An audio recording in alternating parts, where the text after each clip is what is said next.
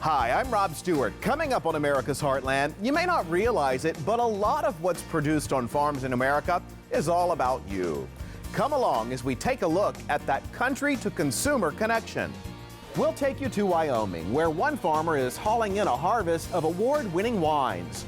You'll meet an American farmer discovering new ways to spice up your dinner menus.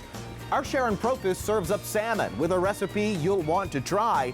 And while we talk seafood, we'll head to North Carolina for a fishtail that ties the daily catch to consumer demands a long way from the ocean. It's all coming up on America's Heartland.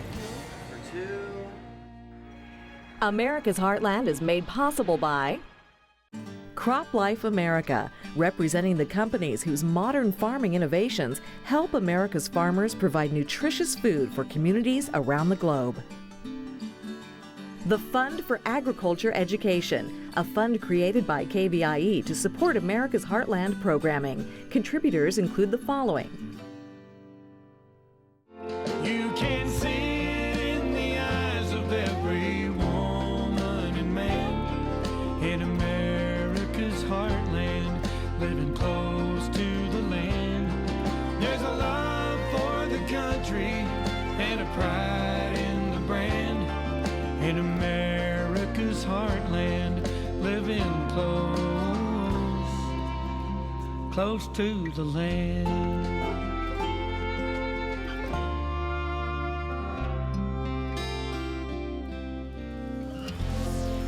No one would argue that Americans have greater food choices today than ever before.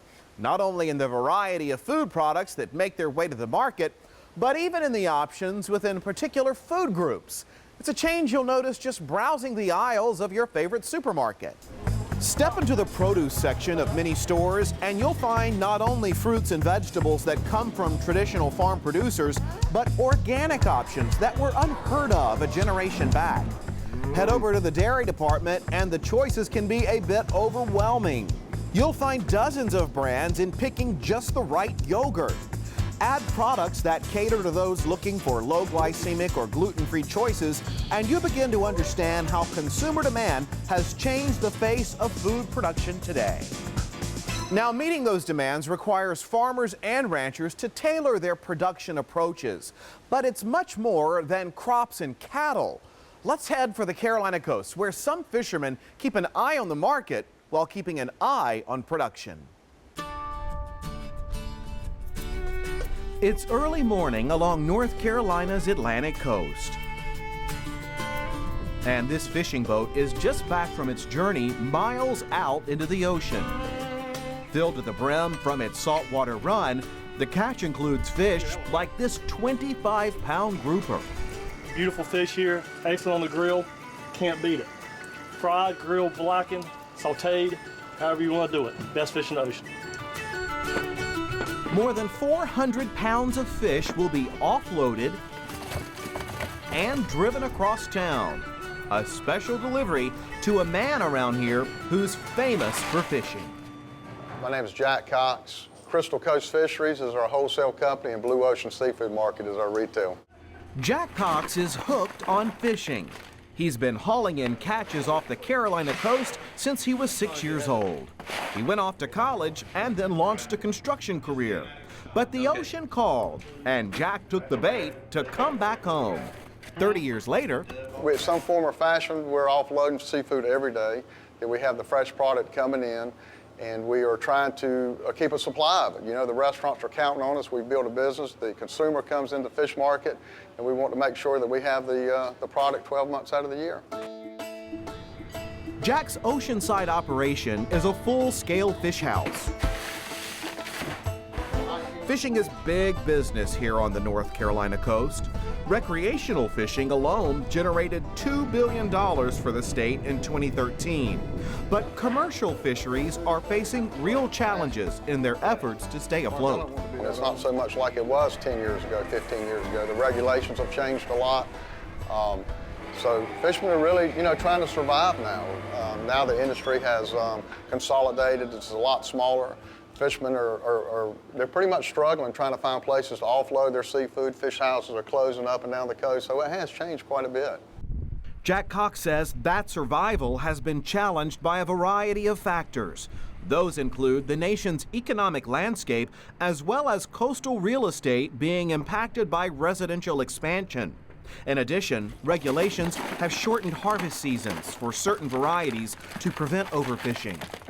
What we have learned is the consumer's willing to pay whatever the price is to an extent, to get a fresh, local, organic product. It's an incredible, expensive source of protein. It takes a lot to go out and harvest it and bring it in. The cost of fuel has changed the landscape a lot. So our industry, we've probably got less than half of the fishermen that we had 10 years ago. Jack has now joined forces with the Seafood Harvesters of America. It's an organization where fishermen from across the country are working with policymakers in Washington to help the fishing industry. The group also gives consumers a voice at the table to keep fresh seafood abundant and available. Your entire goal really is to promote North Carolina fishing. Rob, that's right. What we do is we offload boats here and trying to keep the fishermen in business and kind of keep the consumer getting the North Carolina seafood that we offload here, and just trying to keep this stuff coming in year-round is the key to it. One of the ways it's working can be found at Blue Ocean Seafood Market, a retail store run by Jack and his business partner, David Tucker.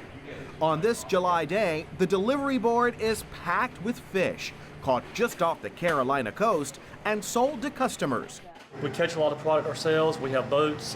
We buy off different boats. We buy from different seafood houses around the area. I was just on the phone with an oyster man that shucks oysters for me, so told him to send me 48 gallons of oysters down here to sell this weekend. And we're just always looking for all kinds of shellfish, shrimp, clams. We've got a good clam man on Harvard's Island. We've got soft-shell crabs that we get down east, and just all different kinds of seafood. We just whatever the demand is, whatever people want, we try to find it.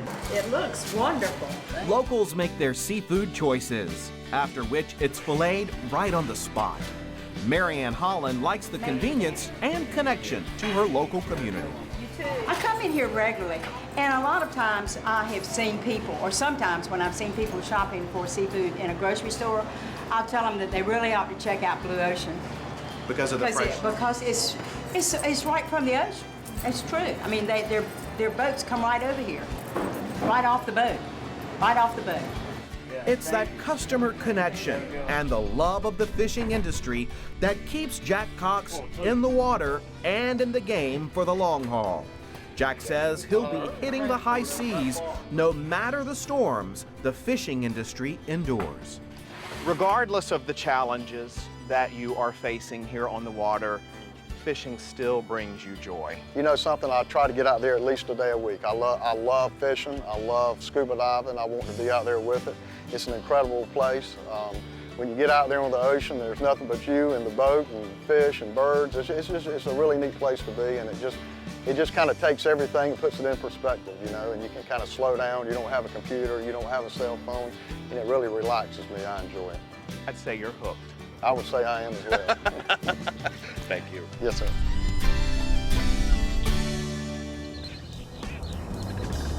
Let's give you a couple of things that set North Carolina apart.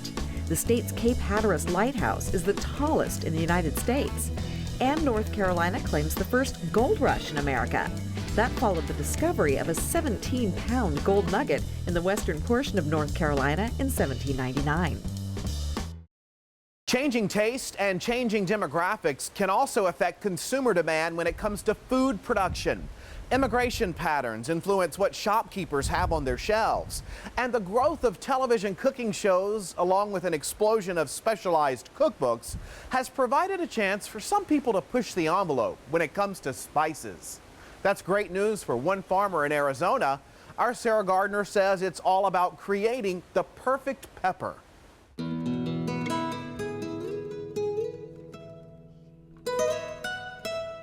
Manuel, el cayenne es otro, es Chile, ¿verdad? El otro es el... Enséñame. It's a warm afternoon in the arid desert landscape of Arizona. But here on Ed Curry's farm, it's always chilly. Ed spends a lot of time in what you might call heated conversation with his workers. Together, they're carefully tending long rows of chili plants with a single goal in mind, creating the perfect pepper. It's a very tedious, slow process, the breeding, but it's also very, very rewarding because it's our babies. Those babies include more than 200 acres of chili peppers of all kinds. He's spent more than 3 decades carefully pollinating and crossbreeding peppers. Today, Ed's helping cover these plants with a fine mesh to make sure his careful pollination efforts aren't diluted by a random bee or butterfly. The careful science and hard work seem to be paying off. A significant portion of all the chilies grown in the U.S. can trace their spicy roots back to Ed's farm. I always kind of lean to making sure that we do things that give our growers really good yields where they can be profitable. But ultimately, it's all based around, are we given a flavor? We still do everything a little bit by hand in that we see the chili, we smell the chili, we taste the chili all the time. That flavor is what appeals to Jeannie Neubauer. She's the owner of Santa Cruz Chili and Spice Company. It was started by her father 70 years ago. As her business grew, she went looking for a place to build a bigger factory. She says Ed had a hot idea: build the plant right in the middle of his chili field. Each year, she uses more than 500,000 pounds of just picked peppers to make chili paste and other products. What people expect from Santa Cruz chili paste is a consistent flavor, a consistent color, and a consistent heat level. And he's always been able to provide that for me. Speaking of heat, Ed's happy to roast up some peppers and fire up a recipe. In this case, cheese-filled chili rellenos. And maybe he'll show you the biggest green chili pepper on earth. This bad boy weighs 2/3 of a pound. Will you ever eat it? No, it's a trophy. A certified Guinness World Record. This is Scotch bonnet or habanero. This is a Thai pepper, very hot. This is a cascabella, some of them call them yellow hots. This is a Fresno, red jalapeno hot. This is a serrano. This is ancho. This is jalapeno. Walk the fields with Ed, and you'll learn that it's not the chili seeds that create the heat. It's the oil inside the plant, called capsaicin. So this oil right here, and we judge how hot a pepper is by how far down it goes. Even after 30 years, Ed says this vast landscape and fertile soil continue to fire his imagination and keep his enthusiasm running at a fever pitch. It's been a real blessing to be involved in something that you could change an industry. I feel like, for the most part, we've been able to help our fellow man. And at the end of the day, isn't that what it's about?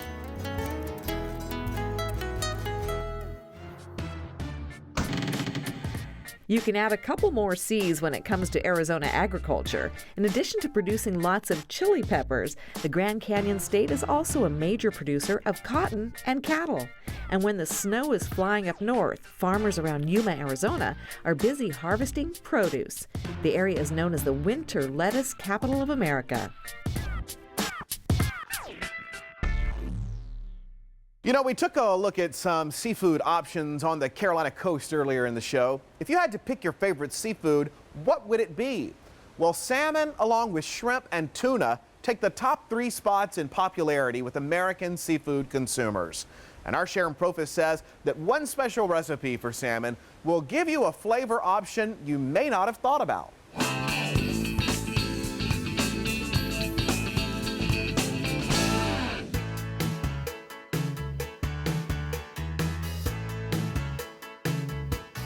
Salmon is one of my go-to weeknight dinners, so I'm always looking for ways to jazz it up.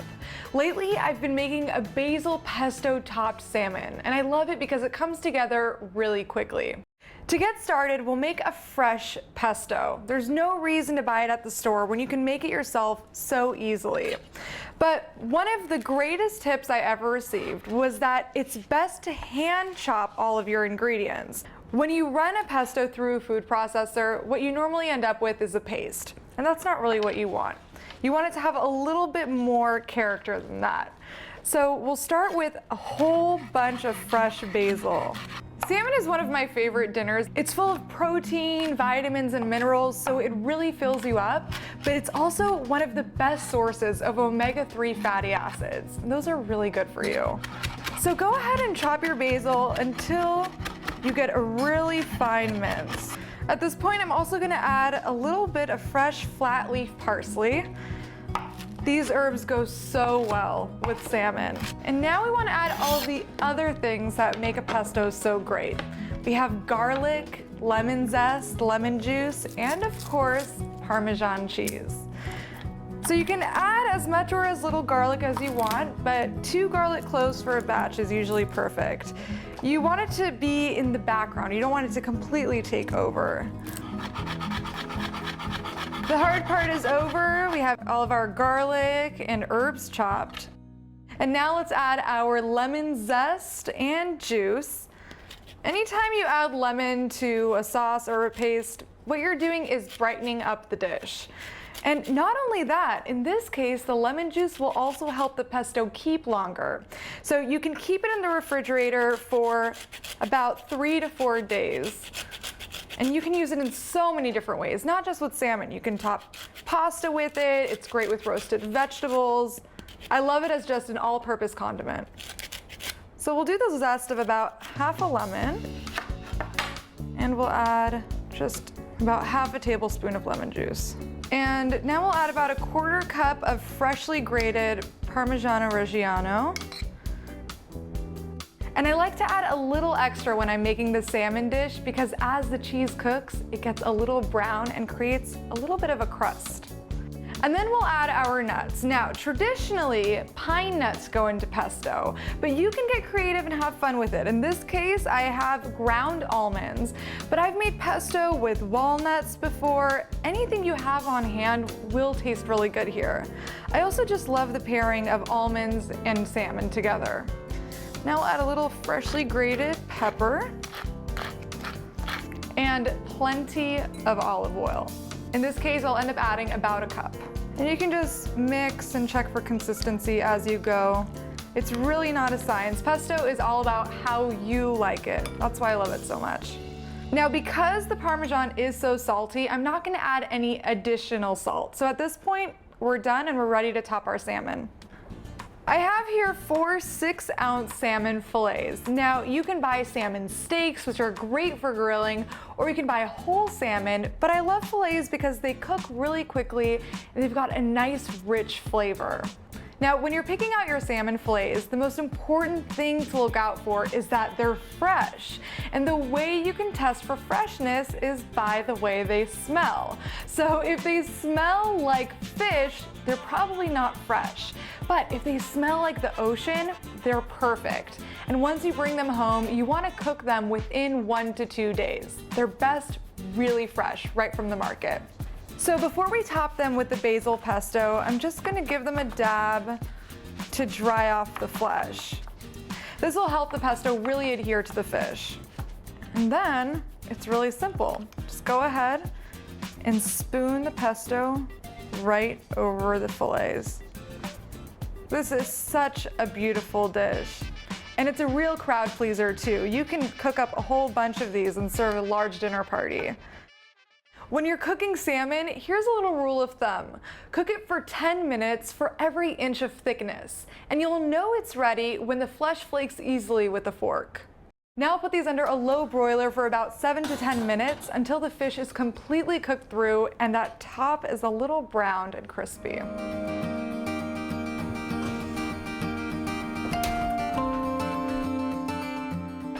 This dish came together so quickly. That's why I love making it on weeknights. And it goes great with pasta, or in this case, I have roasted potatoes. We'll just plate it with our potatoes. And to really brighten up the dish, I love topping it with cherry tomatoes, just right on top. With all the nutrition that salmon has to offer, this makes for a great light and healthy dish. Now all that's left to do is eat.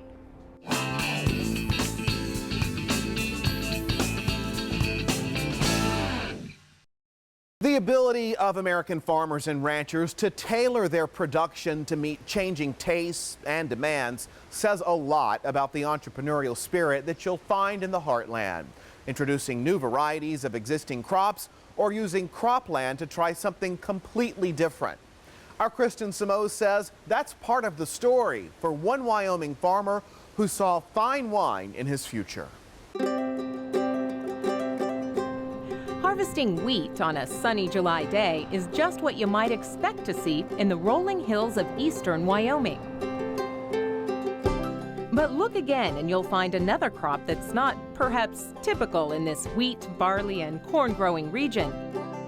Wine grapes. Definitely at the very beginning, people thought we were a little nuts, if you will. Patrick Zimmerer is one of a growing number of vintners expanding America's wine growing and bottling options. Since 2001, Patrick's been growing grapes and operating Table Mountain Vineyards northeast of Cheyenne, Wyoming. It's part of the country that can get up to 3 feet of snow each winter. Compared to grapes being grown in California, Europe, or some of the traditional areas, it is definitely a challenge just because our grapes face extreme cold. We're anywhere from 15 to 30 below zero at any given time. The vines grown here are hybrids designed to withstand harsh weather conditions.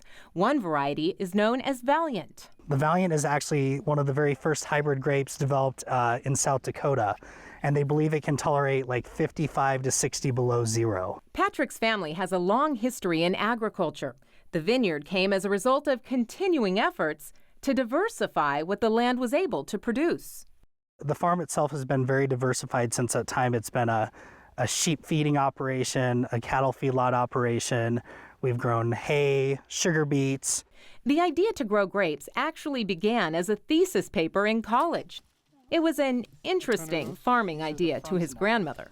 You know, with your grandchildren and even your own children, you just, whatever they want to do, you want to help them get ahead. So I was very excited. Cheers. Cheers. The first harvest in 2004 yielded grapes from half an acre. Today they've grown to 11,000 vines on just about a dozen acres. Much of the marketing target has been on wines that are fruit-based. We produce a honey wine, some raspberry wine, strawberry wine, and when we first started, we were very small. I think our very first harvest was about 400 pounds of grapes. We've made anything from apple, pear, peach, anything that's grown in Wyoming, that's a fruit that we can turn into wine. We've experimented or tried throughout the years. The fermenting process is done in polyurethane barrels rather than the typical oak casks. Patrick says this allows the fruit to more adequately ferment with the wine grapes. The yeast is converting the sugar into alcohol. We have about 75 pounds of cherries per barrel here, and it's all fermenting away, and in about 2 weeks it'll be cherry wine. The winery's products have already been recognized with a number of awards. We got wine going to Gillette and Cheyenne and Casper, and I think that's it for now. The marketing at Table Mountain has definitely become a family affair, with the bottled products shipped to stores and restaurants across the region. About 2 buds down from the bunch of grapes, you just prune off that excess. The success at Table Mountain has also inspired others in the region to try their hand at winemaking. One is the smaller startup known as LaGrange Vineyards. We've tried several different varieties. Some were successful, some were not. Anyway, I have an acre and a half of grapes here, which is 1,000 plants, and they're giving me between 7.5 and 8 tons of grapes a year, which I sell to the winery, to Patrick at the winery. Patrick says he's gratified by the success that the vineyard has enjoyed so far, all from a college paper that turned into a career. I do think it's a success story for any agriculturalist to be able to start something, carry it through, and be able to promote the industry and hopefully start a new industry for other growers as well.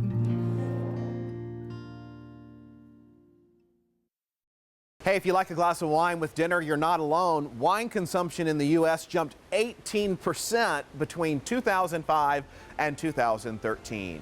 Before we go, remember that you'll find videos and lots more on our America's Heartland website. That's americasheartland.org. And be sure to check us out on Facebook, Twitter, and your other favorite social media sites. Thanks for traveling the country with us. We'll see you next time on America's Heartland. You can purchase a DVD or Blu-ray copy of this program. Here's the cost. To order, just visit us online or call 888-814-3923. You can see it in the eyes of every woman and man in America's heartland, living close to the land. There's a love for the country and a pride in the brand in America's heartland, living close to the land.